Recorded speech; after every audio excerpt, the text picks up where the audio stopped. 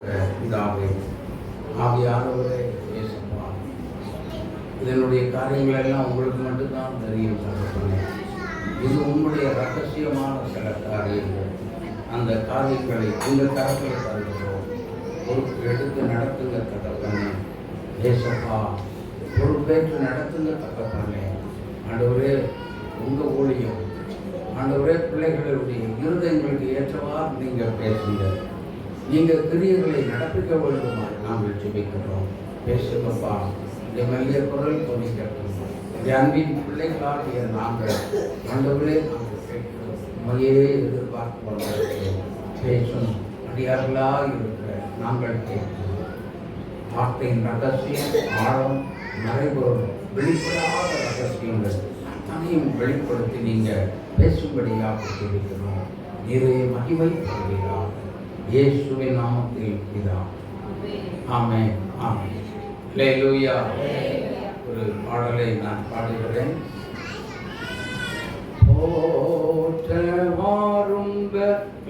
நகர் மீதியில் புல்லில் பிறந்த வல்லமை தேவனை, புல்லில் பிறந்த வல்லமை தேவனை போற்றவாரும். ஆதியில் ஸ்திரி வித்தன்னும் ஏவைக்கு அன்புடன் வாக்கருளப்பட்ட நாயனா, அன்புடன் வாக்கருளப்பட்ட நாயனா, ஜாதியம் யூத குலமதில் தோன்றினா, ஜாதியம் யூத குலமதில் தோன்றினா, சமாதானம் சமாதானம் சமாதானம் பூமியில், சமாதானம் சமாதானம் சமாதானம் பூமியில் போற்றவாரும். தங்க சிம்மாசனம் பொன்னகர் வீதியில் தள்ளி விட்டு இந்த பாவியை தேடிய, தள்ளி விட்டு இந்த பாவியை தேடிய, மங்கை எழிய கண்ணீடம் வந்ததோ, மங்கை எழிய கண்ணீடம் வந்ததோ, மனுவேலர் திருநாமம் ஒரு நாளும் மறவாதே, மனுவேலர் திருநாமம் ஒரு நாளும் மறவாதே போற்றவாரும். பெத்லெஹேம் நகர் மீதினில் புல்லில் பிறந்த வல்லமை தேவனை, புல்லில் பிறந்த வல்லமை தேவனை போற்றவாரும். அல்லேலூயா. அல்லேலூயா. மறுபடியுமாக அந்த வசனத்தை நாம் வாசிக்க கேட்போம். ஒரு பெரிய வீட்டிலே பொன்னும் வெள்ளியுமான பாத்திரங்களும் அல்லாமல் மரமும் மண்ணுமான பாத்திரங்களும் உண்டு. அவைகளில் சில கனத்திற்கும் சில கனவீனத்திற்குமானவைகள்.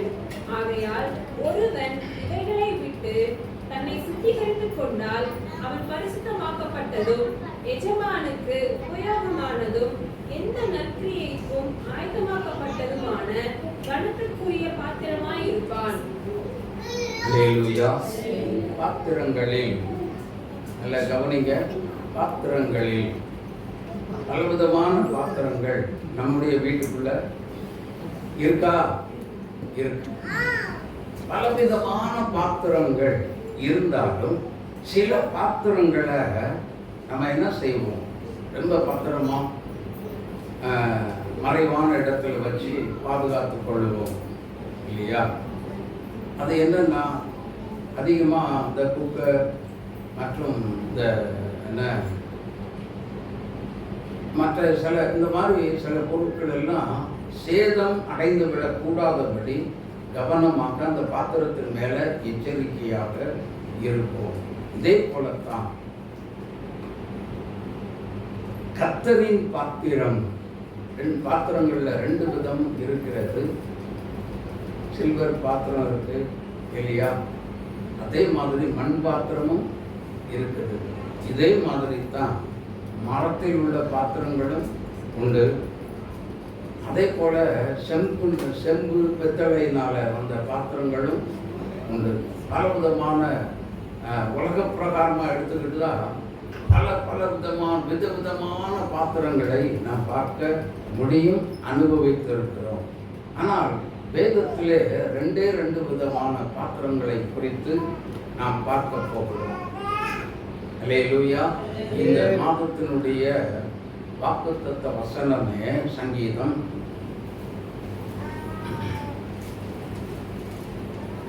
23:5 வாசிங்க. என் சத்துருவுக்கு முன்பாக நீர் எனக்கு ஒரு பந்தியை ஆயத்தப்படுத்தி என் தலையை எண்ணெயால் அபிஷேகம் பண்ணுகிறேன்.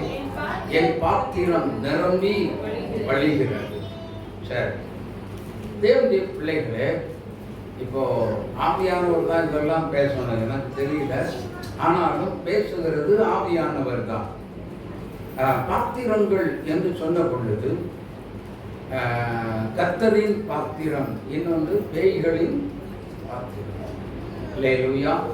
சரி, 1 கொரிந்தியர் 10ஆம் அதிகாரம் 21வது வசனத்தை ஒருவர் வாசிக்க கேட்போம். நீங்கள் கர்த்தருடைய பாத்திரத்திலும் பேய்களுடைய பாத்திரத்திலும் பானம் பண்ணக்கூடாதே. நீங்கள் கர்த்தருடைய போஜன பந்திக்கும் பேய்களுடைய போஜன பந்திக்கும் பங்குள்ளவர்களாய் இருக்கக்கூடாதே. ஆமென். எதுக்கெல்லாம் இருக்கக்கூடாது? 2 விதமான பாத்திரத்தை உங்களுக்கு முன்னாடி கர்த்தர் இன்றைக்கு வைத்து விட்டார். கர்த்தருடைய பாத்திரத்தில் பங்கு பெற வேண்டும். ஆனால் பேய்களுடைய பாத்திரத்தில் பங்கு பெற கூடாது. சரி, நன்றாக கவனிங்க, உன்னிப்பா கவனிக்கணும். இந்த கர்த்தருடைய பாத்திரம் எது, பேய்களின் பாத்திரம் எது அப்படிங்கிறத கவனிக்க வேண்டும். உன்னிப்பாக கவனிச்சால்தான் இன்றைக்கு பேய்களுடைய பாத்திரம் திருச்சபைக்குள்ள இருக்கிறதா அப்படின்னு சொல்லி சொன்னா கட்டாயமா இருக்குது.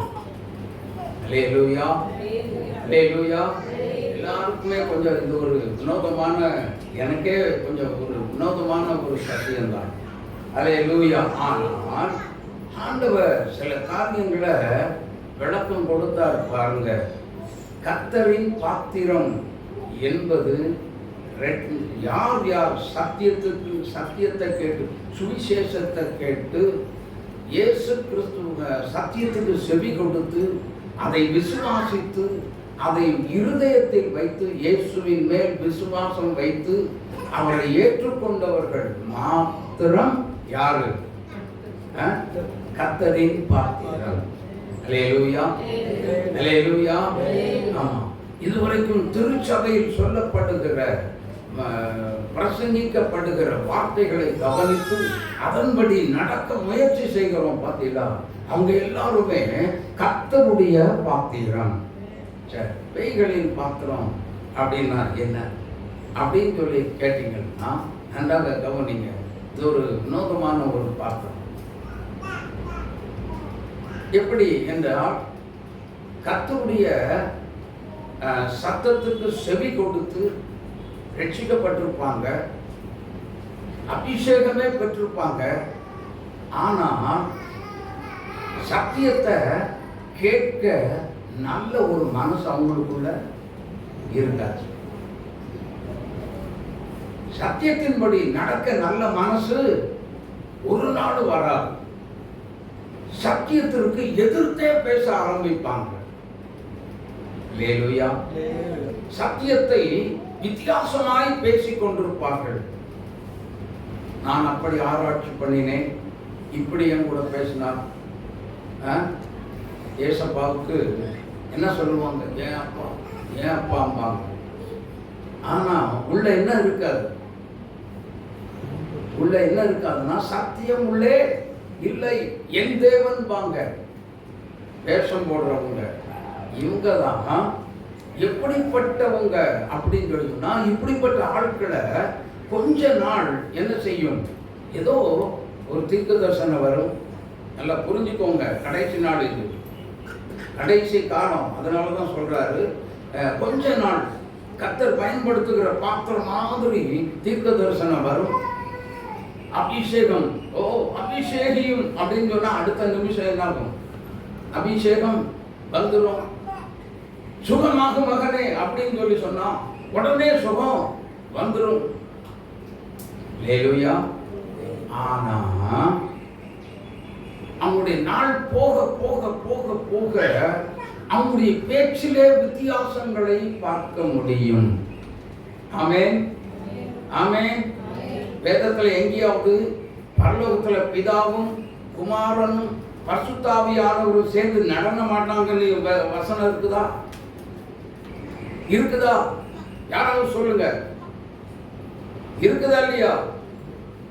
இந்த மாதிரி வேத புரட்டர்கள்லாம் இன்னைக்கு சத்தியத்தை வச்சே என்ன பண்றாங்க, வேதத்தை புரட்டி புரட்டி புரட்டி, இதுதான் என்னது, பேய்களின் வார்த்தைகள்.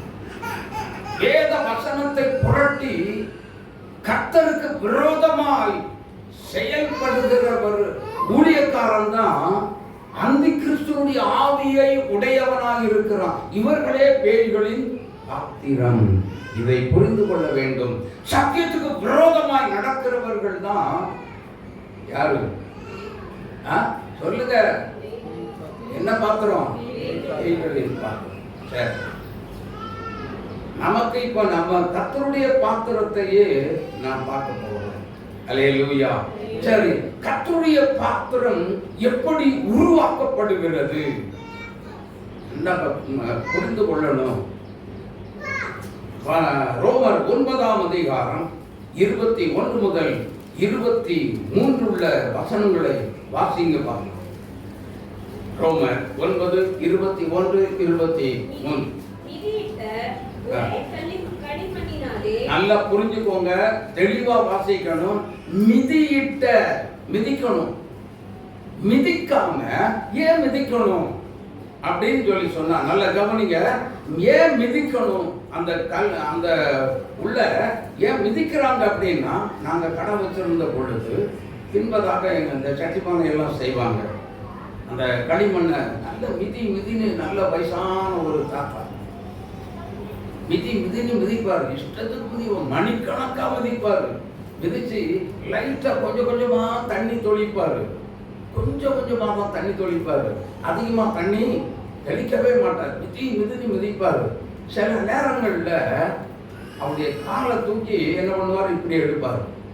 அப்படி எடுக்கும் பொழுது என்னன்னு கேட்பேன், இதெல்லாம் என்னது, இதுக்கு தான் நாங்க மிதிக்கிறோம் அப்படின்பாங்க. ஆமென். அது மிதிக்க மிதிக்க மிதிக்கப்பட மிதிக்கப்பட அதனோட கழிவுகள் வெளியேற்றப்படுகிறது. ஒன்று. இரண்டாவது, அந்த மிதி எந்த அளவுக்கு மிதி வாங்குகிறதோ அந்த மண், அந்த களிமண்ணானது என்ன ஆகிறது அப்படின்னா, ஒரு பாத்திரத்தை செய்வதற்கு அல்லது அந்த குயவன் அதை வணைந்து கொள்வதற்கு தகுதி உடையதாய் மாறுகிறது. ஆமென், ஆமென். பக்குவம் அடைகிறது. பிரியமான பிரியமான தேவனுடைய பிள்ளைகளே, இங்க கவனிங்க, மற்றவங்க இங்க பாருங்க. அல்லேலூயா, அல்லேலூயா. தேவனுடைய பிள்ளைகளே நன்றாக கவனிக்கணும். எந்த அளவுக்கு மிதி மிதினு மிதிக்கிறாங்களோ அந்த மண்ணு அந்த ஒரு பாத்திரத்தை செய்வதற்கு தகுதி அடைகிறது. ஆமென். அப்போ மிதிக்கும் பொழுது அந்த மண்ணுக்கு எப்படி இருக்கும்? ஹலோ, கவனிங்க, இங்க பாருங்க.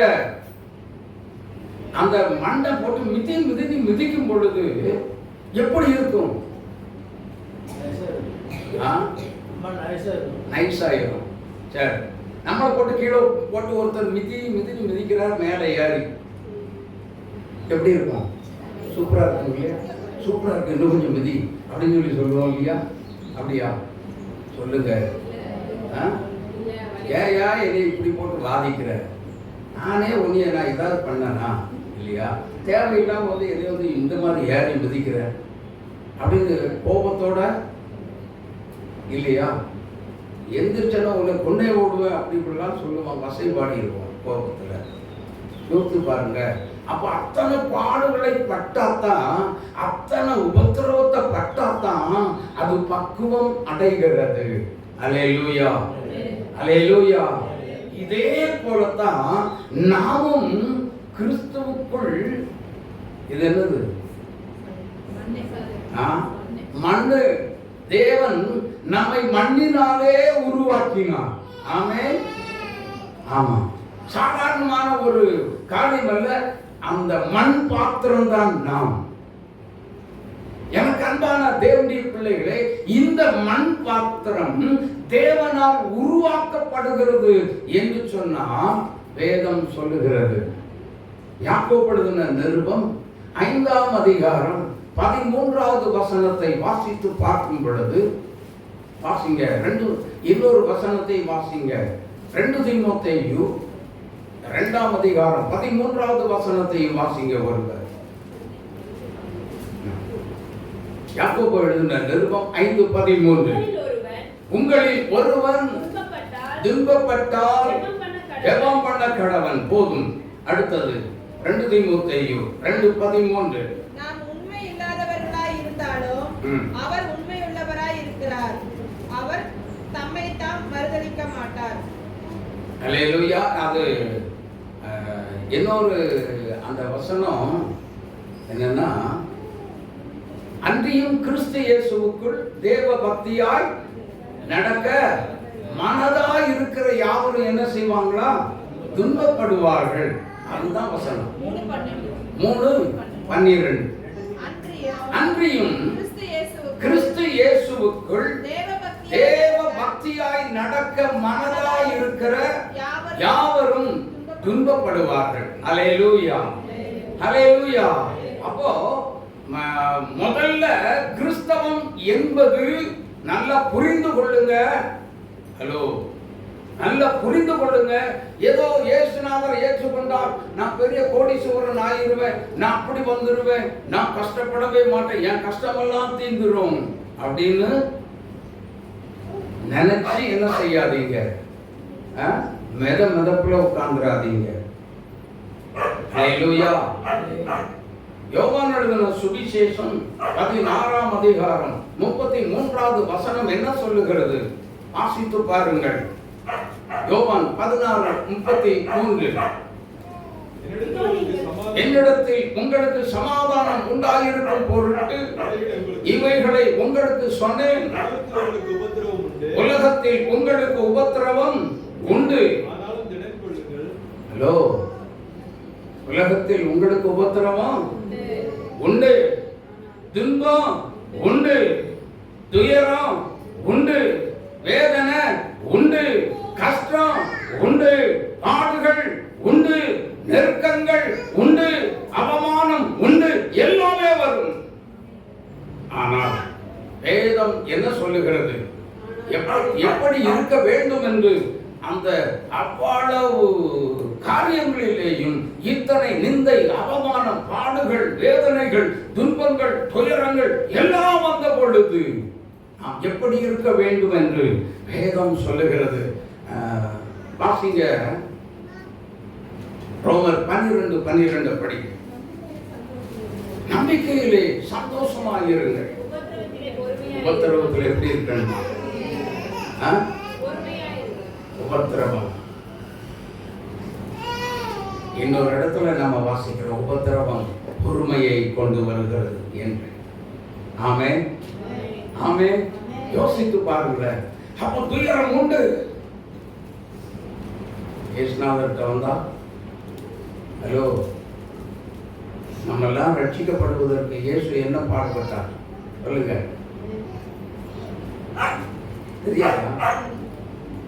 யாருக்குமே தெரியாதோ? நம்ம எல்லாம் ரட்சிக்கப்படுவதற்கு இயேசுநாதர் என்ன செய்தார்? சரி, சிலுவையில் அறையப்பட்டாரு, அவ்வளவுதானா? அவ்வளவுதான் தெரியுமா? முன்னாடி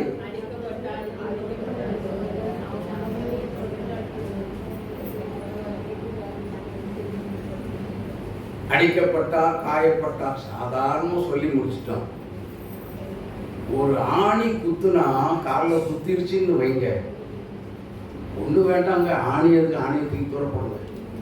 ஒரு முள்ளு, ஒரு செடியில் உள்ள முள்ளு இப்படி குத்திருச்சு அப்படின்னு சொல்லி சொன்னா 10 நாளைக்கு காலை இப்படி தூக்கி வச்சுக்கணும். கால் கீழே ஏன் 39-40 அடிக்கு 31 அடி குறையா 39 அடி இயேசுநாதர் வாங்கிட்டார. வாங்கின அந்த அடி எப்படி இருக்கு அப்படின்னா, அந்த நிலாவில் கொக்கி, இந்த மீன் பிடிக்கிற கொக்கி மாதிரி இருக்கும். இதெல்லாம் அப்படியே சதை அங்கங்க கிழிச்சுக்கிட்டு வரும். வேதம் சொல்லுகிறது அவருடைய சரீரம் ஏறு உழுத நிலம் போல மாறிவிட்டது அப்படின்னு சொல்லி. அப்படின்னா எந்த அளவு ஏறுங்கிறது என்னன்னா, நல்ல தோண்ட முடியாத அந்த ஏறு என்ன செய்யும், இருக்கிற நல்ல ஒரு அடி ஆழத்துக்கு அப்படியே தோண்டிட்டு வந்துடும். கொஞ்சம் இயேசுவின் பாடுகளை கொஞ்சம் நினைச்சு பாருங்க. எவ்வளவு துன்பத்தை சகித்து, எவ்வளவு துயரத்தை அனுபவிச்சு இன்னைக்கு அந்த குயவன் என்கிற இயேசு எவ்வளவு கஷ்டத்தை அனுபவித்து, எவ்வளவு வேதனையை அனுபவித்து எனக்கும் உங்களுக்கும் ரட்சிப்ப நம்முடைய அவர் அனுபவித்த அந்த துன்பத்தினாலே நாமும் துன்பத்தின் பாதையில கடக்க பண்ணி, உபத்திரவத்தின் பாதையில போக வச்சு, துயரத்தின் பாதையில போக வச்சு, வேதனையின் பாதையில போக வச்சு, அவமானத்தின் பாதையில போக வச்சு நம்ம எவ்வளவு பக்குவப்படுத்தி இருக்கிறார் தெரியுமா? அதுக்கப்புறம் தாங்க நாம் என்ன செய்கிறோம்? நம்ம என்ன செய்கிறோம்? ரட்சிக்கப்பட்டிருக்கிறோம். கஷ்டம் வந்தபோதுதான் நாம் கிறிஸ்துவை நோக்கி பார்த்தோம். இயேசுவே, என் கஷ்டம் நீங்கட்டும். அது வரைக்கும் என்ன பண்ணணும்? நல்ல பைசா இருக்குது, பைசாவுடைய தொங்கிலேயே ஓடி போயிட்டோம் நினைக்காதீங்க. அல்லேலூயா. கர்த்தர் வணக்கென்று ஒரு ரட்சிப்பின் நாளை, ஒரு பாவ மன்னிப்பின் நாளை வணக்கென்று. அன்பு சகோதரனே, சகோதரியே, எவ்வளவு தூரம் நீ இயேசுவை விட்டு போனாலும் இயேசு கிறிஸ்து உனக்கு ஒரு ரட்சிப்பின் நாளை நியமித்து வைத்திருக்கிறார். ஒரு பாவ மன்னிப்பின் நாளை உனக்கென்று நியமித்து வைத்திருக்கிறார். தேவனுடைய பார்வையிலிருந்து நீ தப்பிச் செல்லவே முடியவே முடியாது. அல்லேலூயா, அல்லேலூயா.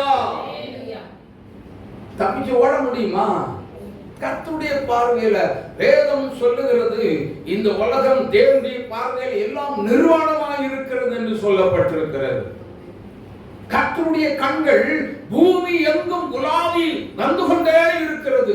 தேவன் ஒவ்வொருவரையும் யார் யார் என்னென்ன செய்யறாங்க, எப்படி எப்படி செயல்படுறாங்க அப்படிங்கிறத கர்த்தருடைய கண்கள் பார்த்து கொண்டே இருக்கிறது.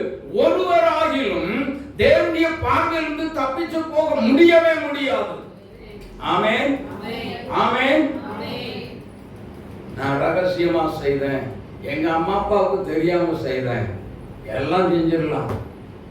ஆனா தேவனை என் ஆண்டவருக்கு முன்பதாக உன்னால் தப்பிச்சு போக முடியவே முடியாது. அல்லேலூயா. ஒருவேளை தவறு செய்து காவல்துறைக்கே தெரியாம இருக்கலாம். கர்த்தருடைய கண்கள் உன் மேல பதிந்து இருக்கிற, பார்த்து கொண்டே இருக்கிறது. நீ செய்கிற அநியாயமான காரியங்கள், பாவமான காரியங்கள் எல்லாவற்றையும் தேவனுடைய கண்கள் மாத்திரம் பார்த்து கொண்டே இருக்கிறது என்பதை மறந்து போக வேண்டாம். அல்லேலூயா. அதனால தான் சொல்றது, எங்க போனாலும் உன் மேல கர்த்தருடைய கண்கள் இருக்கும். கர்த்தருடைய கண்களுக்கு முன்பதாக தப்பி போக முடியாது. அதைத்தான் இப்போ சொல்றோம். இயேசு கிறிஸ்து உனக்காக ஒரு ரட்சிப்பின் நாளை, பாவ மன்னிப்பின் நாளை, ஒரு மனம் திரும்புதலின் நாளை கர்த்தர் உனக்கென்று, சகோதரனே சகோதரியே உனக்கென்று நியமித்து விட்டார். நீ ஆண்டவருக்கு வேண்டும், நீ தேவனுடைய பாத்திரமாய் என் தேவனுக்கு வேண்டும். அதற்காகத்தான் கர்த்தருடைய கண் உங்க மேல நோக்கமா இருந்து கொண்டே இருக்கிறது. அல்லேலூயா, அல்லேலூயா.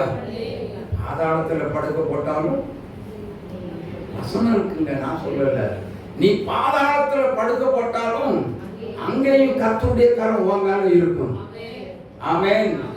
அங்கேயும் கர்த்தருடைய கண் உன் மேலதான் இருக்கும். ஆனா நீ நட்சத்திரங்களுக்குள்ள கூடு கட்டி, கூடுனா வீடு, வீட்டை கட்டி நீ அங்கே குடியிருந்தாலும் கர்த்தருடைய கண், மனிதனுடைய கண் என்னை பார்க்கவில்லை என்று சொன்னாலும் கர்த்தருடைய கண் உன் மேல விழுந்து கொண்டே இருக்கும். அங்கேயும் கர்த்தருடைய கரம் உன் மேல வரும். நீ தப்பித்து போக முடியாது. ஆமென், ஆமென். எனக்கு அன்பான தேவனுடைய பிள்ளைகளே, கர்த்தர் எந்த ரூபத்துல பயன்படுத்தணும்னு நினைச்சாலோ அந்தந்த ரூபத்துல எல்லாம் உங்களை பயன்படுத்தணும்னு விரும்பிதான் இந்த கூட்டத்துக்குள்ள வந்திருக்கிறார். ஆமென். உங்களை தேடிதான் வந்திருக்கிறார். ஆமென். மனிதனுடைய கண்களுக்கு நாம என்ன செய்யலாம்? மறைஞ்சு ஒளிஞ்சு ஓடிடலாம். ஆனா கர்த்தருடைய கண்களுக்கு முன்பதாக மறைஞ்சி ஓடவே முடியாது. நீ எனக்கு வேணும்னு சொல்லி 4 துன்பத்தை தந்து, 4 கஷ்டத்தை கொடுத்து, உபத்திரவத்தை கொடுத்து, தொழிலில் உபத்திரவத்தை கொடுத்து தான் என்னைய இழுத்து வெளியே போனார். பசி, கடக்குள்ள ஒன்றும் இல்லை, எல்லாம் நஷ்டம், ஒரு பொருள் கிடையாது, எல்லாமே நஷ்டமாகி விட்டது. நான் சரி எல்லாம் நஷ்டமாயிட்டுன்னு குடும்பத்தார் எல்லாத்துக்கும் தெரியும். யாராவது விசாரிக்க வருவாங்கன்னா ஒருத்தர் கூட என்ன விசாரிக்க வரல, ஒரு நபர் கூட குடும்பத்தில். ஆனா இயேசு என்னை தேடி வந்தார். அதனால தான் நான் இன்னைக்கு உங்க மத்தியில ஊழியக்காரனா நிற்கிறேன். கஷ்டம், நஷ்டம், பாடு, உபத்திரவம், இவைகள் எல்லாமே நான் பொறுமையாய் ஒரு மனிதன் சகித்தான், ஒரு கிறிஸ்தவன் சகித்தான், அவன் தேவனுடைய பாத்திரமாய் கர்த்தர் தெரிந்து கொள்வான். ஆமென். துன்ப பெருக்கில் தாங்க ஒரு பக்குவத்தை உண்டாக்குகிறார். எப்படி எப்படி என்று விளக்குகிறேன், கேளுங்கள். ஒரு நதியில நல்லா புரிஞ்சுக்கோங்க. நிறைய பேர் ஆத்தங்கரைக்கு போயிருப்பீங்க இல்லையா? ஆத்தங்கரைக்கு போயிருப்பீங்கல்ல. ஆத்தங்கரைக்கு போயிருந்தா சில கற்கள் எல்லாம் ரொம்ப பாலிஷா கிடக்கும். பார்த்துருக்கீங்களா? எத்தனை பேர் பார்த்துருக்கீங்க? சரி, நல்ல பாலிஷ் பண்ணி யாரோ பாலிஷ் பண்ணி போட்ட மாதிரி இருந்திருக்கும். ஆனால் அந்த பாலிஷ் போட்ட கற்கள் எல்லாம் சிலவற்றை நாம் விரும்பி எடுக்கிறதை போல் தோன்றும். அல்லேலூயா. ஏன் அது விரும்பி எடுக்கிறதை போல் தோன்றும் என்று சொன்னால், ஒரே ஒரு காரியத்தை சொல்றேன். அது முட்டை வடிவத்தில் இருக்கும், அல்லது டேபிள் வெயிட் மாதிரி இருக்கும். அப்படிதானா? டேபிள் வெயிட் மாதிரி இருக்கும். அப்புறம் இன்னும் கோழிக்காய் மாதிரி எல்லாம் விதவிதமா டிசைனா சோப்பு மாதிரி எல்லாம் இருக்கும். இதெல்லாம் பார்க்க சந்தன சோப்பு வடிவத்தில் எல்லாம் இருக்கும். இதெல்லாம் பார்க்க அதற்கு நமக்கு அதை எடுப்பதற்கு ஆசை உண்டு. அப்படித்தானா?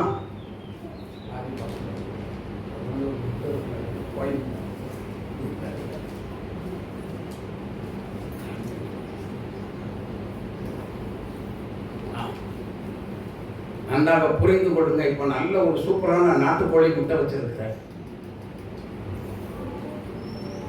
பாருங்க. இது நாட்டுக்கோழி முட்டை எத்தனை பேருக்கு ஆசை?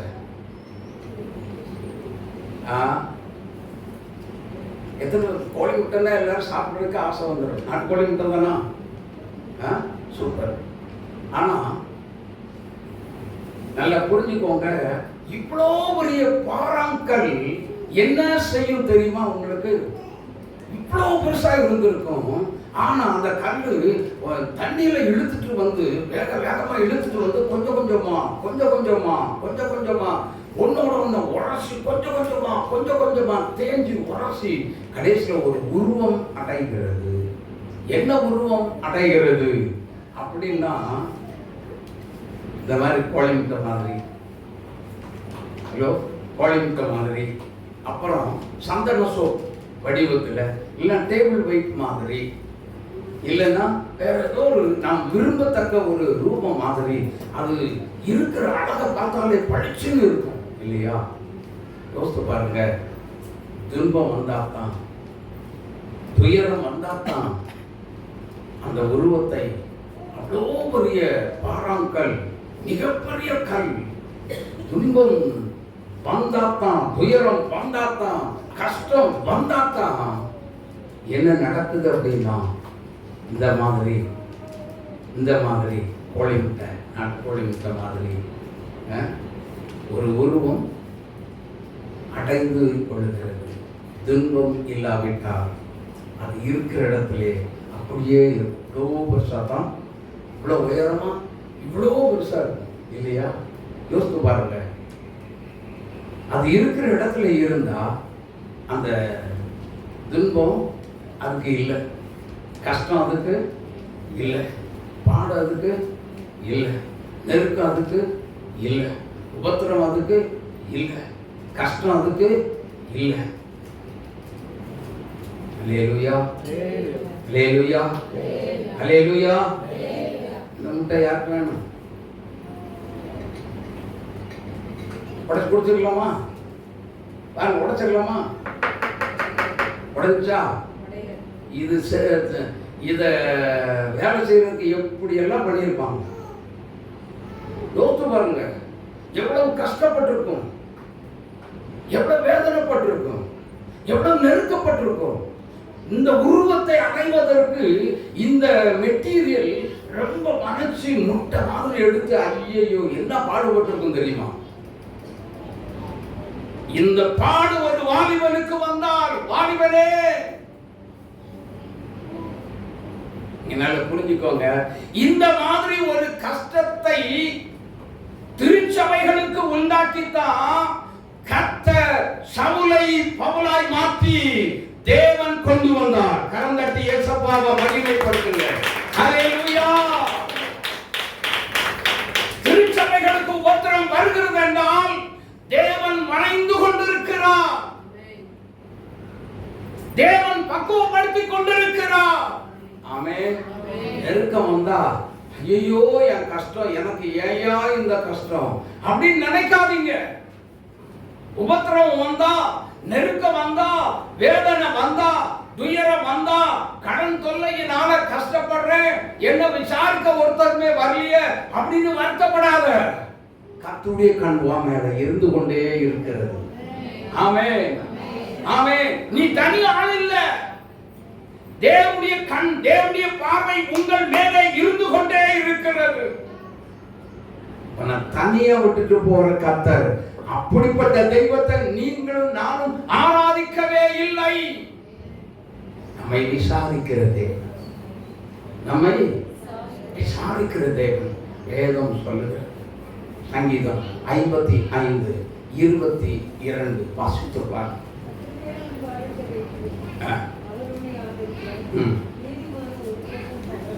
ஆமென், ஹல்லேலூயா. 1 பேதுரு 5:7 வாசி. அவர் உங்களை விசாரிக்கிறவர் ஆனபடியினால். சங்கீதம் 65:9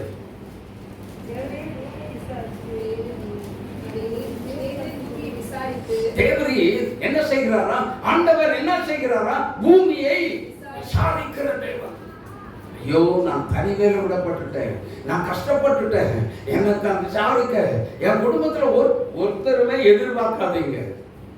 உங்க நம்ம கஷ்டம் நம்மளோட தான் இருக்கும். யாரும் வந்த உடனே உங்களை விசாரிச்சது உங்க கஷ்டம் தீர்ந்துருமா? சொல்லுங்க. உங்க வியாதி ஓடி போயிருமா? சொல்லுங்க. ஓடவே ஓடாது. நம்மை விட்டு நீங்கவும் செய்யாது. கடன் தொல்லையில இருக்கிறோம், என்ன விசாரிக்க ஒருத்தர் வரல, என் குடும்பத்துல யாருமே என்ன விசாரிக்க வரலன்னு சொல்லி நினைக்காதீங்க. உங்க கஷ்டம் உங்களை ஒரு நாள் தீராது. யார் நம்ம குடும்பத்தாரே வந்தாலும் அன்னைக்கு அவங்க முகத்தை பார்க்க வேண்டாம், ஒரு நொடி வேணா சந்தோஷமாக இருக்கலாம் இல்லையா? அடுத்த நொடி அந்த கடன்காரன் வந்து வீட்டு வாசல்ல வந்து நின்று எனக்கு இப்ப பணத்தை போடு அப்படின்னு வந்து நின்னா என்ன சொல்லுவீங்க? வேதனை, துயரம், கஷ்டம். ஆமென், ஆமென். யோசித்து பாருங்க. அதனால கஷ்டம் வந்தா, உபத்திரவம் வந்தா, நெருக்கம் வந்தா, வேதனை வந்துச்சா, மிதி வாங்குறோமா? சந்தோஷமாயிருங்க. அல்லேலூயா. அதனால்தான் வேதம் சொல்லுகிறது 1 தெசலோனிக்கேயர் 5ஆம் அதிகாரம் 16வது வசனம் 17வது வசனத்தை வாசித்து பாருங்கள். எப்பொழுதும் சந்தோஷமாயிருங்கள், இடைவிடாமல் ஜெபம் பண்ணுங்கள். பிலிப்பியர் 4ஆம் அதிகாரம் 6வது வசனம் என்ன சொல்லுகிறது? நீங்கள் ஒன்றுக்கும் கவலைப்படாமல் எல்லாவற்றையும் குறித்து உங்கள் விண்ணப்பங்களை ஸ்தோத்திரத்தோடு கூடிய ஜெபத்தினாலும் வேண்டுதலினாலும் தேவனுக்கு தெரியப்படுத்துங்கள்.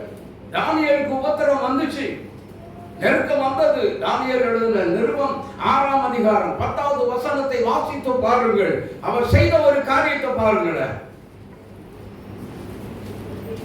தானியேல் 6:10. தானியேலோ என்றால் அந்த பத்திரத்துக்கு கையெழுத்து வைக்கப்பட்டது என்று அறிந்த போதிலும் தன் வீட்டுக்குள்ளே போய் மேல் அறையிலே எருசலேமுக்கு நேராக பலகணிகள் திறந்திருக்க அங்கே தான் முன் செய்து வந்தபடியே தினமும் 3 வேளையும் தன் தேவனுக்கு முன்பதாக முழங்கால் படியிட்டு ஜெபம் பண்ணி என்ன செய்தாராம்? ஸ்தோத்திர பலி செலுத்தினான். அல்லேலூயா, அல்லேலூயா. உபத்திரவம் தானியேலுக்கு விரோதமாகத்தான் வந்துச்சு. ஆமென். வேற யாருக்கு வரல, எல்லா கிறிஸ்தவர்களுக்கு விரோதமாக எழும்பல, பர்టిక్యులரா தானியேலுக்கு விரோதமாக எழும்பின ஒரு போராட்டம், ஒரு பிரச்சனை. ஆமென். தானியேல் பயப்படலையே. தானியேல் என்ன செய்யல? பயப்படல. எல்லாம் கண்டுகிடவே இல்லை. ஆமென். கண்டுகொள்ளவே இல்லை. நடந்தது என்ன? வேதம் சொல்லுகிறது. அதே அதிகாரம் கடைசி வசனத்தை வாசித்து பாருங்கள். தரியுவின் ராஜ்யபார காலத்தில் எல்லாம் பெர்சியனாகிய கோரேசின் ராஜ்யபார காலத்தில் எல்லாம் தானியேலின் காரியம் கரந்தட்டிய சர்வாவ மகிமைப்படுத்துங்க. அல்லேலூயா, அல்லேலூயா. துன்பத்தின் பாதையில் கடந்து போகிறீர்களா? உபத்திரவத்தின் பாதையில் கடந்து போகிறீர்களா? கர்த்தர் உங்களை பக்குவப்படுத்துகிறார். ஏதோ ஒரு விதத்தில் உங்களை பயன்படுத்தும்படி தன்னுடைய பாத்திரமாய் வணைந்து கொண்டு உங்களை தனக்கென்று தெரிந்து கொண்டு அந்த பாத்திரத்தை தன்னுடைய கையில் எடுத்து பயன்படுத்தும்படி விரும்பி கர்த்தர் வந்திருக்கிறார். உபத்திரவத்தில் சோர்ந்து போகாதே.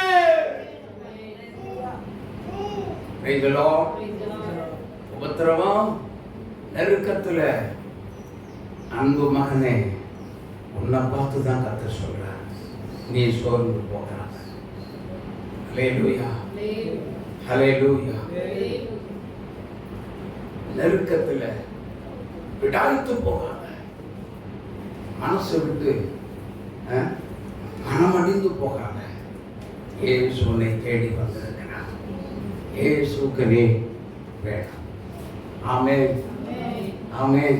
உங்களுக்குள்ள யாரோ ஒருத்தர் இருக்கீங்க, இன்னைக்கு கொஞ்சம் நெருக்கப்பட்டு உபத்திரவப்படுத்தப்பட்டு கஷ்டப்படுத்தப்பட்டு கடன் தொல்லையில் தொழிலில் எதை தொட்டால் ஒன்றுமே வாய்க்க மாட்டேன், எனக்கு ஏதாவது ஒரு உதவி செய்ய ரொம்ப போராடிட்டு இருக்க தம்பி, உனக்காக கர்த்தர் பேசி கொண்டிருக்கிறார். ஹல்லேலூயா, ஹல்லேலூயா.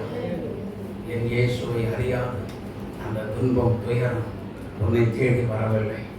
நீ ஆண்டவருக்கு வேண்டும், இந்த பாத்திரம் ஆண்டவருக்கு வேண்டும் என்று கர்த்தர் சொல்லுகிறார். ஹல்லேலூயா. ஆண்டவருக்கு உன்னை முழுவதுமாய் இதுவரைக்கும் ஓடினது எப்படியோ தெரியல, ஓடின ஓட்டமெல்லாம் என்னுடனே நிறுத்திவிடு. இன்றைக்கு உன்னை பரிபூர்ணமாய் தேவ சமூகத்தில் நீ உன்னை ஒப்பு கொடுப்பாயானால் கர்த்தர் இன்றைக்கு உன்னை ஆசீர்வதித்து உன்னை வாளாக்காமல் தலையாக்குவார். எந்த இடத்தில் நீ அவமானத்தை சுமந்தாயோ, யாருக்கு முன்பதாக நீ ஓடி ஒளிந்தாயோ, அவர்களுக்கு முன்பதாக கர்த்தர் உன்னை வானளவாய் உயர்த்தி புகழ்ச்சியின் உச்சியில கொண்டு வந்து உன்னை வைத்து நிறுத்த போகிறார். நீ ஆண்டவருக்கு வேண்டும். இந்த காலை வேளையில உன்னுடைய இருதயத்தை கர்த்தருக்கு நேராய் திருப்பு என்று கர்த்தர் சொல்லுகிறார். அல்லேலூயா. கர்த்தர் வணைகிற பாத்திரம் இதுதான். கர்த்தருடைய பாத்திரம் இப்படித்தான் வணைந்து கொள்ளப்படும். ஆகவே உபத்திரவம் வந்தா, துன்பம் வந்தா, நெருக்கம் வந்தா, கஷ்டம் வந்தா, பாடுகள் வந்தா ஓடி ஒளியாத தேவனுடைய சமூகத்துக்கு ஓடி வா. கர்த்தர் உன்னை ஆதரிக்கிற தேவன், உன்னை விசாரிக்கிற கர்த்தர். இயேசு உன்னை தேடி இந்த பொழுதுக்குள்ள வந்திருக்கிறார். ஹல்லேலூயா, ஹல்லேலூயா. அன்பு சகோதரனே, மறுபடியும் உனக்கு நேரா வசனம் வருகிறது. நீதான் இவ்வளவு உபத்திரவத்துக்கு காரணம். நீ இயேசுவுக்கு வேண்டும். கர்த்தர் வணைந்து கொள்கிற ஒரு பாத்திரம். ஆமென், ஆமென், ஹல்லேலூயா. அப்போ துன்பம் வந்தா என்ன செய்யணும்? உங்களில் ஒருவன் துன்பப்பட்டால் ஜெபம் பண்ண கடவன். அல்லேலூயா. சங்கீதம் 116:13 வாசித்து பாருங்கள். வாசிங்க சீக்கிரமா. சங்கீதம் 116:13. எடுத்துக்கொண்டு கர்த்தருடைய நாமத்தை தொழுது கொள்ளுவேன்.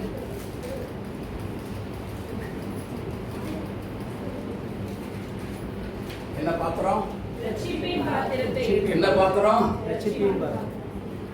ரட்சிப்பின் பாத்திரம். அப்ப அந்த பாத்திரம் முதலாவது எங்க வருது?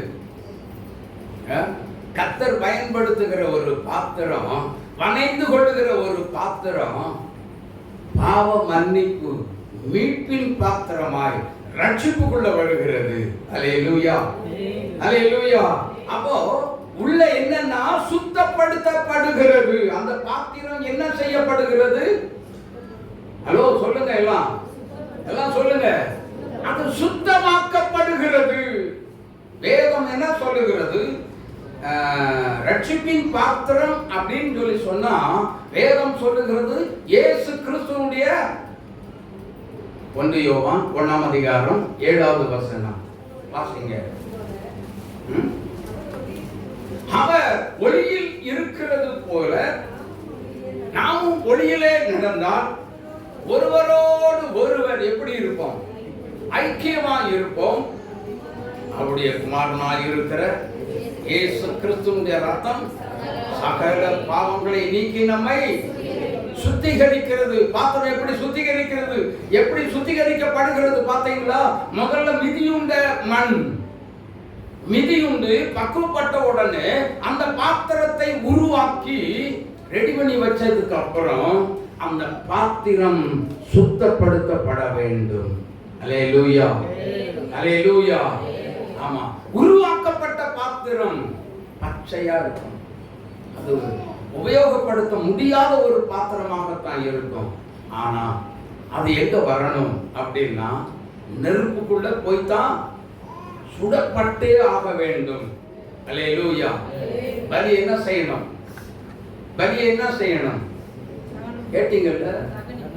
நெருப்பினால என்ன செய்யப்பட வேண்டும்? யாத்திரையாகமம் 12ஆம் அதிகாரத்துக்குள்ள இருக்கு. 12 நீங்க அந்த அதிகாரத்தை வீட்டுல போய் வாசித்து பாருங்க. அது அந்த பஸ்கா ஆட்டுக்குட்டி அடிக்கப்பட்டு அது நெருப்பினால் என்ன செய்யப்பட வேண்டும்? சுட்டரிக்கப்பட வேண்டும். அப்படின்னா அனுதினமும் பலிபீடத்தில் அது வைக்கப்பட வேண்டும். ஆமென், ஆமென். அனுதினமும் தேவனுடைய சமூகத்துல பலிபீடத்துல அது வைக்கப்பட வேண்டும். அந்த பலிபீடம் என்னன்னா ஜெபம் என்னும் பலிபீடமே. அல்லேலூயா. அந்த ஜெபம் என்னும் ஜெபதூபம், ஜெபிக்கிற தேவனுடைய மனுஷனுடைய ஒரு ஜீவியம் தாங்க பலிபீடம். அல்லேலூயா. தினமும் ஜெபிக்கிறோமா? கர்த்தருடைய பாதத்துல வந்து விழுந்து கிடக்கிறோமா? யோசிச்சு பாருங்க, சிந்தித்து பாருங்கள். இன்றைக்கு ஆவிக்குரிய வாழ்க்கையில தினமும் தேவனுடைய சமூகத்தை நாடாததுனால தான், தினமும் தேவனுடைய சமூகத்தை தேடி கர்த்தரை தேடி வராததுனால தான் ஒரு தேவனுடைய பிள்ளைக்கு உபத்திரவம், நெருக்கம், கஷ்டம், பாடு எல்லாமே வருகிறது. ஆமென், ஆமென். எங்க யாரையும் குத்தி பேசுறது, தாக்கி பேசுறது ஊழியம் கிடையாது. ஆமென். ஆனா வசனத்தை தான் நான் சொல்லிட்டு இருக்கேன். கர்த்தர் ஆவியானவர் சொல்றதான் சொல்லிட்டு இருக்கிறேன். அல்லேலூயா. அப்ப நான் இன்னைக்கு நீ என்ன செய்? கர்த்தர் பக்கமா திருப்பு. தேவ சமூக பழக்க வழக்கம் அதிகமா உனக்கு வேண்டும் மகனே. வேலை வேலை வேலை வேலை வேலை வேலைன்னு என்ன செய்யறாங்க? ஓடுறாங்க, கடைசியில கர்த்தரை விட்டுறாங்க. ஆமென், ஆமென். மளிகை கடை எடுத்துக்கிட்டா எனக்கு தான் தெரியும், எந்த நேரமும் 24 hours மளிகை கடைக்காரனுக்கு லீவே கிடைக்காது. ஆமென். யோசித்து பாருங்க. ஆனா எனக்கு கிடைச்சத எப்படி கிடைச்சது? நல்லா புரிஞ்சுக்கோங்க.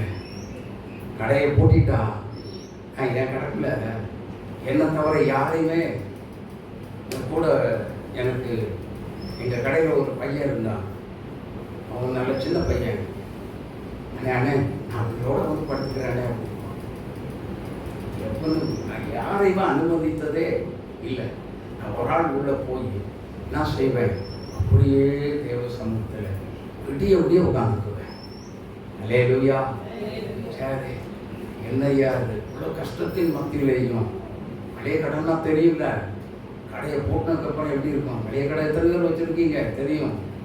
அடிச்சு நொறுக்கி போட்ட மாதிரி, உடம்பெல்லாம் அடிச்சு நொறுக்கி போட்ட மாதிரி. ஆனால் அவ்வளோ ஒரு கஷ்டத்தின் மத்தியிலும் கர்த்தர் என்னை ஜெபிக்க வைத்தார். நான் தூங்கினதே ஏறக்குறைய ஒரு 2 வருஷம். அப்படி தூங்காம அப்படியே நான் ஜெபித்தது. ஆமென். அதனால தான் கர்த்தர் உங்க மத்தியில் ஊழியக்காரனா நிறுத்தி இருக்கிறார். அல்லேலூயா. வாலிப பிராயத்தில் திருமணம் ஆகிறதுக்கு முன்னாடிலாம் அப்படித்தாங்க இருக்கு. ஜெபம், தேவ சமூகத்தை நாடு, பிரச்சனை எல்லாம். ஆமென். உனக்கு வருகிற உபத்திரவம், நெருக்கம், இந்த எல்லாமே ஆனா உடைக்கப்பட்ட பாத்திரமாக இருக்க மாட்டீங்க.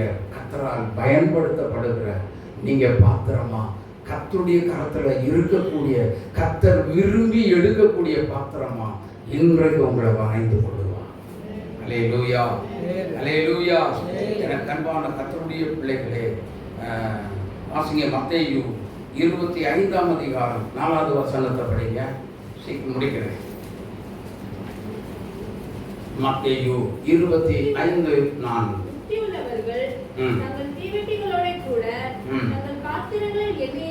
நல்ல கவனிச்சுக்கோங்க. இங்கேயும் 2 பாத்திரத்தை கர்த்தர் கொண்டு வருகிறார். ஆமென். இங்க எதை கொண்டு வருகிறார்? 2 பிரிவினை, 2 விதமான ஜனங்களை கர்த்தர் கொண்டு வருகிறார். 2 குரூப்பை கொண்டு வருகிறார். ஒன்று புத்தி உள்ளவர்கள், இன்னொன்று புத்தி இல்லாதவர்கள். புத்தி இல்லாதவங்க என்ன பண்ணுவாங்க அப்படின்னா, நல்லா புரிஞ்சுக்கோங்க, இங்க கவனிங்க. அங்க சர்வீஸ் நடந்துகிட்டு இருக்கும், இங்க ஆபீஸ் ரூம்ல போய் உள்ள உட்கார்ந்துட்டு அவன் அப்படி, இந்த ஊழியக்காரன் அப்படின்னு சொல்லி கண்ட நியாயமெல்லாம் பேசிட்டு உட்கார்ந்துகிட்டு இருப்பான். ஆமென். தேவனுடைய சமூகத்துக்கு வந்தா உன் வீட்டை நீ நினைக்காத, உன் சொந்த பேச்ச பேசாத. அல்லேலூயா. வீட்டை நினைச்சு என்ன செய்யக்கூடாது, வீட்டுக்கு போயிட்டே இருக்கக்கூடாது. சபைக்குள்ள வந்தா உட்கார்ந்துக்க, அப்படியே எழுப்பாத. அல்லேலூயா. அப்படி எழுந்து போனீங்கன்னா நீ போற வழியில உனக்கு பிரச்சனை வந்தா என்ன செய்வ? உனக்கு பாதுகாப்பு இல்லை. அல்லேலூயா. கொஞ்சம் யோசித்து பாருங்கள். கர்த்தர் பயன்படுத்துகிற பாத்திரத்தை தான் இந்த கூட்டத்துக்குள்ள, அல்லது இந்த செய்தியை, இந்த வெளியில வரக்கூடிய இந்த செய்தியை கேட்கிற யாரோ ஒரு நபர் உங்களை தேடி கர்த்தர் வந்திருக்கிறார். நீங்க இயேசுவுக்கு வேணும். கடன்ல இருக்கலாம், கஷ்டத்துல இருக்கலாம், பாடுல இருக்கலாம், உபத்திரவத்துல இருக்கலாம், நெருக்கத்துல இருக்கலாம், கஷ்டம் தாங்க முடியாதபடி ஓடி ஓடி ஒழியலாம். ஆனா இனிமே நீ ஓடி ஒழிய வேண்டிய அவசியம் இல்ல. கர்த்தருக்கு உன் இருதயத்தை ஒப்புக்கொடு. ஆமென். கர்த்தர் ஒன்னா பார்த்துக்குவார். கர்த்தர் சொல்றதுதான் நான் சொல்றேங்க, வேற எதுவும் எனக்கு சொல்ல தெரியல. அல்லேலூயா. ஆமென். 2 ராஜாக்களின் புஸ்தகம் 4ஆம் அதிகாரத்துல தீர்க்கதரிசிகளின் ஸ்திரீ என்ன பண்ணாங்க வாசிங்க, சீக்கிரமா. தீர்க்கதரிசிகளின் புத்திரரில் ஒருவனுக்கு மனைவியா இருந்த ஒரு ஸ்திரீ எலிசாவை பார்த்து, உமது அடியானாகிய என் புருஷன் இறந்து போனான், உமது அடியானாகிய புருஷன் இறந்து போனான், உமது அடியான் கர்த்தருக்கு பயந்து நடந்தான் என்பதை அறிவீர். உமது அடியான் கர்த்தருக்கு பயந்து நடந்தான் என்பதை அறிவீர். கடன் கொடுத்தவனோ என்னுடைய 2 குமாரர்களையும் தனக்கு அடிமைகளாக்கிக் கொள்ள வந்திருக்கிறான். எலிசா அவனை நோக்கி அவளை நோக்கி, நான் உனக்கு என்ன செய்யணும்? நான் உனக்கு என்ன செய்யணும் சொல்லுங்க. எப்ப ஏசப்பா உங்களுக்கு முன்னாடி நின்று நான் உங்களுக்கு என்ன செய்யணும் சொல்லி கேட்டா என்ன சொல்லுவீங்க? என்ன சொல்ல போறீங்க? ஹலோ, இப்படி மௌனமா இருந்தா அவர் பாட்டு திரும்பி போயிட்டே இருப்பார். என்ன சொல்ல போறீங்க? உனக்கு என்ன வேணும்? நான் உனக்கு என்ன செய்யணும்? கார் வேணும், பங்களா வேணும், அப்புறம் பைக்கு வேணும், நல்ல சூப்பரான பைக்கு வேணும், அப்புறம் அவ்வளவுதான். அப்புறம் செலவுக்கு பைசா வேணும், அவ்வளவுதானா? என்கிட்ட அப்படி ஒரு நாள் கேட்டார், எனக்கு தேவை ஒன்னே ஒன்றுதான், எனக்கு தேவை ஆத்மா, வேற எதுவுமே வேண்டாம். ஆமென். எனக்கு தேவை என்னது? ஆத்மா, அந்த ஒண்ணு போதும். மறுபடியும் கேட்டார், மகனே உனக்குன்னு எதுவுமே வேண்டாம்னு சொல்லி நீ விடுறியா? எனக்கு தான் எல்லாம் கொடுத்து வச்சிருக்கீங்கல்ல, இந்த எனக்கு எதுக்கு என்ன வேணும்?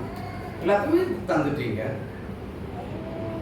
நல்ல மனைவி, நல்ல பிள்ளைங்க, நல்ல பேர குழந்தைங்க, எல்லாத்தையுமே கொடுத்துட்டீங்கள. நல்ல வாகனம் ஒண்ணு, இதுக்கு மேல என்ன வேணும்? கார் தான் இல்லாம இருந்தேன், அதையும் கொடுத்துட்டீரா? இதுக்கு மேல எனக்குன்னு என்ன வேணும்? ஒண்ணுமே சொல்லுங்க. தேவை இல்லை. அப்ப என்ன வேணும்? எனக்கு தேவை ஒன்னே ஒன்று, இந்த உலகத்துல தேவ ராஜ்யத்தை மாத்திரம் கண்ணை மூடுவதற்கு முன்பதாக கர்த்தருடைய தேவ ராஜ்யத்தை மாத்திரம் நாம் இந்த உலகத்தில் நிறுவனா அந்த ஒன்னே தேவை. அல்லேலூயா, அல்லேலூயா.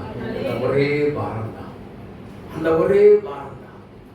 அடுத்த பாரம் என்ன அப்படின்னு கேட்டீங்கன்னா, ஆண்டவரே எங்க விசுவாசிகள் எல்லாம் ரொம்ப கூலி வேலைக்கு போயிட்டு இருக்காங்க ஐயா, அவங்களுடைய நிலைமை என்ன செய்யணும்? மாற்றி ஆசீர்வதிக்கணும். அவங்க வேர்க்குள்ளெல்லாம் போய் கஷ்டப்பட்டு வேதனைப்பட்டு அந்த வெயிலின் அகோரத்தை அவங்க சகிக்க முடியாம உட்கார்ந்து உட்கார்ந்து கஷ்டப்படுறாங்கப்பா. தயவு செய்து அவங்களை நீங்க என்ன செய்யுங்க, வீட்டில் இருந்து வேலை செய்யற மாதிரி ஆசீர்வதிங்க. அப்படிதான் என்னுடைய ஜெபம். ஆமே, கோடி கோடி ஆசீர்வதிங்க. அதுதான் என்னுடைய ஒரு வாஞ்சை. விசுவாசி என்ன செய்யணும்? விசுவாசி ஒரு ஊழியக்காரனுடைய தாகம் ஏக்கம் எல்லாம் தான் குடும்பம் ஆசீர்வதிக்க, ஆவிக்குரிய குடும்பம் ஆசீர்வதிக்கப்படணும், அப்படி இருக்கணும்னு சொல்லி ஜோமிட்டாரு. ஆனா விசுவாசி என்ன செய்யணும்? அதிகமா, இன்னும் அதிகமா தேவ சமூகத்துல காத்திருந்து என்ன செய்யணும்? ஜெபிக்கணும். எதுக்காக ஜெபிக்கணும்? ஆசீர்வாதம் வேணும், ஆவியான ஜீவ தேவ, ஆவியான ஜீவ தேவ, ஆசீர்வாதம் வேணும். அப்படியா? அப்படி கேட்க போறீங்களா? எனக்கு ஆசீர்வாதம் வேணும், எனக்கு ஆசீர்வாதம் வேணும். ஹலோ, கவனிங்க. ஏற்கனவே நீங்க ஆசீர்வதிக்கப்பட்டவங்களா இருந்ததுனால தான் சொந்த வீட்டில் உட்கார்ந்துட்டு இருக்கீங்க. ஹல்லேலூயா. உணவுக்கு குறைவு இருக்குதா அந்த வீட்டுக்குள்ள? இல்ல. செலவழிக்க கையில பைசா இல்லாம திண்டாடுறீங்களா? இல்ல. எல்லாவற்றையும் கொடுத்து வச்சுதான் கர்த்தர் நம்மை ஆசீர்வதித்திருக்கார். பின்னதுக்கு ஆசீர்வாதம்? எதுக்கு ஆசீர்வாதம்? ஆசீர்வாதத்தை தேடாம ஆத்துமாக்களை நீங்க தேடுங்க, அது மேல பாரம் கொள்ளுங்க. அப்படி பாரம் கொண்டு நீங்க தேவ சமூகத்தில் வந்து ஜெபித்தால் உங்க தேவைய, அன்றாட தேவைய கர்த்தர் நிச்சயமா தருவார். உங்களை நிரப்புவார். உன் பாத்திரம் நிரம்பி வழியும். வழியுமா வழியாதா? அப்ப பெருமையான பாத்திரமா இருக்க காரணம் என்னன்னா, நீங்க ஆசீர்வாதத்தையே கர்த்தர் பூரணமான ஒரு ஆசீர்வாதத்தை கொடுத்தும் இன்னும் என்னை ஆசீர்வதியும் சொல்லி கதறிட்டு உட்கார்ந்துட்டு இருக்கீங்க. அந்த ஜெபத்தை முதல்ல நிறுத்துங்க. நிறுத்திட்டு என்ன செய்யணும்? பக்கத்தில் இருக்க ஆத்மாக்களை போராடி ஜோபனுங்களே. ஹலோ, போராடி ஜோபனுங்களே. அவங்க ரட்சிப்புக்காக போராடி ஜோபனுங்க. பக்கத்து வீட்டுக்காரர்களுக்காக வேண்டி ஜோபனுங்க. போராடி ஜோபனுங்க.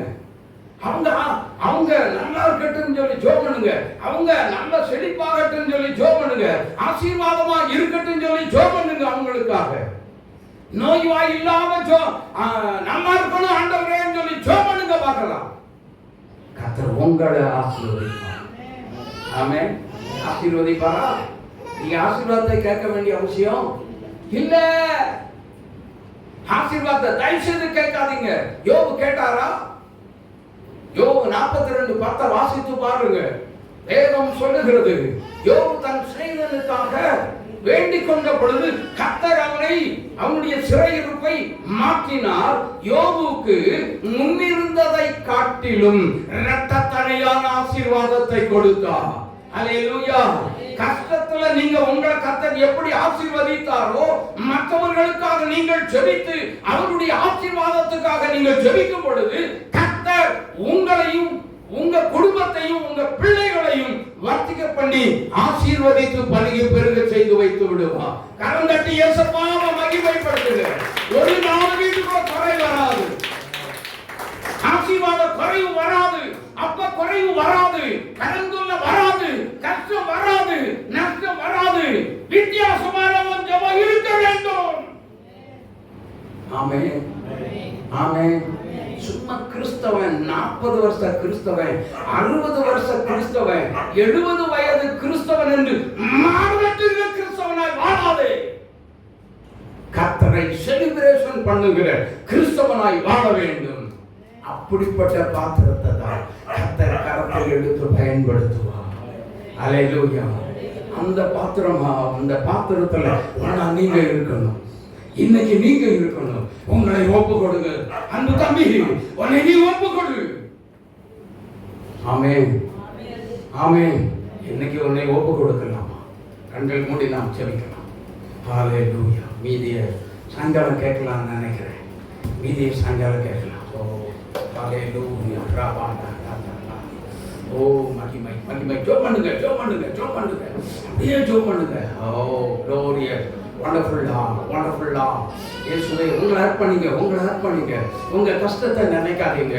உங்க எல்லா நன்மை தான் கர்த்தர் கொண்டு இருக்கிறார். அந்த கஷ்டம் பாடு எல்லாம் ஆண்டவர் அண்டை நெருங்கி சேருவதற்காக, ஓ கர்த்தர் பக்கமாய் நெருங்கி சேருவதற்காகத்தான் கர்த்தர் உங்களை தேடி வந்திருக்கிறார். ஹல்லேலூயா ஹல்லேலூயா ஹல்லேலூயா. Thank you Jesus. நன்றி இயேசுவே. ஹல்லேலூயா. Thank you Lord. இயேசுவுக்கு நன்றி நன்றி செலுத்தி பாடி ஆமென் சொல்லுங்க சொல்லுங்க சொல்லுங்க சொல்லுங்க சொல்லுங்க சொல்லுங்க. ஒவ்வொரு நாளும் உங்க வீட்டுக்குள்ள பாடி கர்த்தரை ஆராதிச்சீங்கன்னா எவ்வளவு சந்தோஷமா இருக்கும் தெரியுமா? ஹல்லேலூயா. Thank you Jesus. இயேசுவே கேட்டுக்கொண்ட வார்த்தையின்படி நம்ம அழகா நீங்க அந்த பேசுங்க. ஹல்லேலூயா. இயேசு உன்னை தேடி வந்திருக்கிறார். உன் கஷ்டமெல்லாம் இன்னும் கொஞ்ச நேரத்தில் ஓடி போயிடும். இயேசுவே உங்க கஷ்டத்தை நினைக்காதீங்க.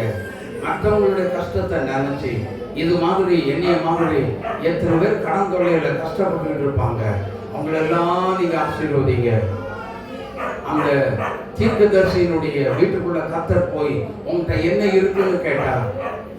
ஒரே ஒரு குடம் எண்ணெய் தான்.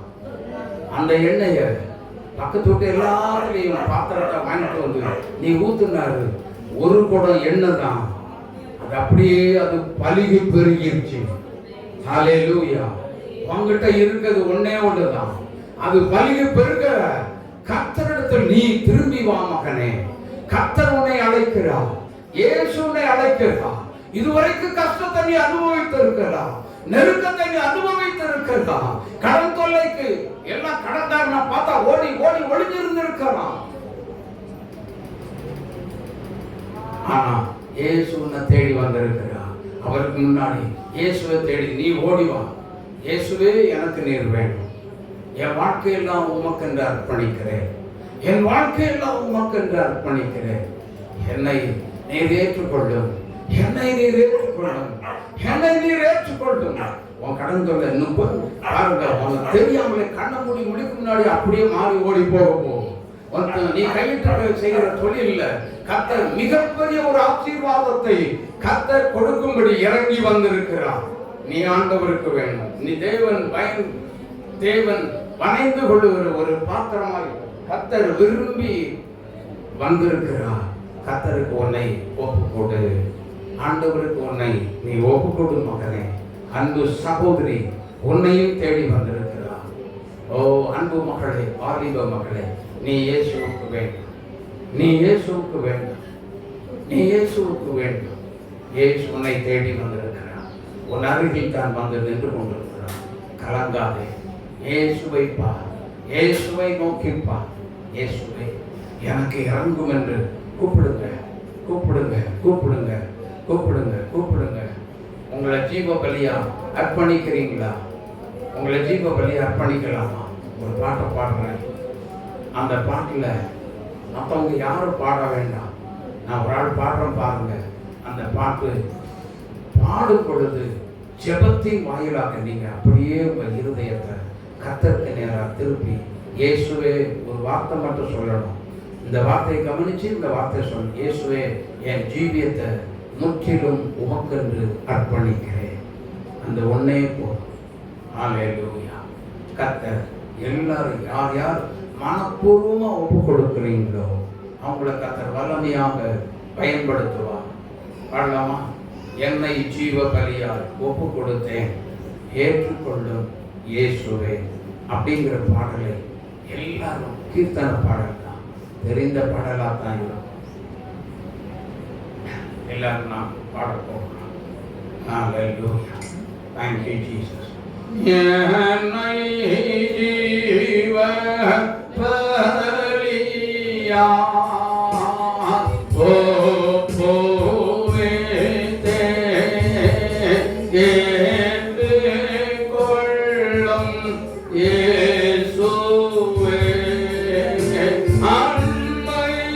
Some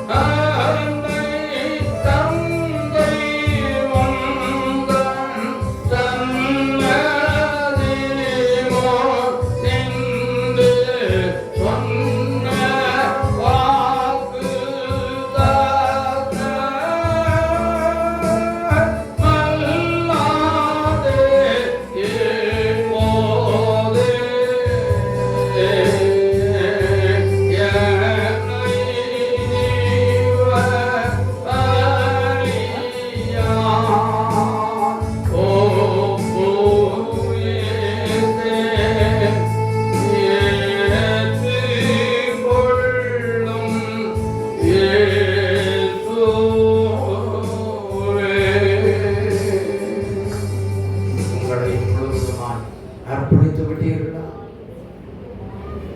தேவனே, என் வாழ்க்கையை, என் ஜீவியத்தை முழுவதுமாக உமக்கென்று அர்ப்பணிக்கிறேன், உமக்கென்று அர்ப்பணிக்கிறேன்.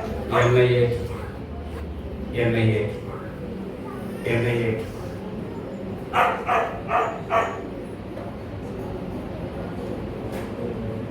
நீங்க உங்களை முழுசா அர்ப்பணிச்சு தேவனுக்கென்று அர்ப்பணித்திருந்தா கடைசியில என்ன வந்து சந்திக்காம நீங்க போகவே இல்லை. வேலைக்காக உண்மை துதிக்கிறோம், ஸ்தோத்திரிக்கிறோம். நல்ல வார்த்தைகளை தந்தீங்க, பேசுனீங்க. ஆண்டவரே, இந்த மாதத்துக்கு என்னென்ன வேணும் அத்தனை தேவைகளையும் கர்த்தரை பூரணமாய் கொடுத்து ஆசீர்வதித்து அனுப்பும்படியாக ஜெபிக்கிறோம். கடன் தொல்லையினால் வாடுகிற பிள்ளைகளுக்கு கடன் தொல்லைகளை நீக்கி, ஆண்டவர் இந்த மாதத்தில் உனக்கு சித்தமானால் நீக்கி ஒரு சமாதானத்தை குடும்பத்துக்குள்ள நீர் கட்டளிட்டு ஆசீர்வதிக்கும்படியாக ஜெபிக்கிறோம். அந்த பிள்ளைகளை ஆசீர்வதித்து அனுப்புங்க. ஆசீர்வாதமாக இருக்க கிருபையா இயேசுவின் நாமத்தில் பிதாவே, ஆமென்.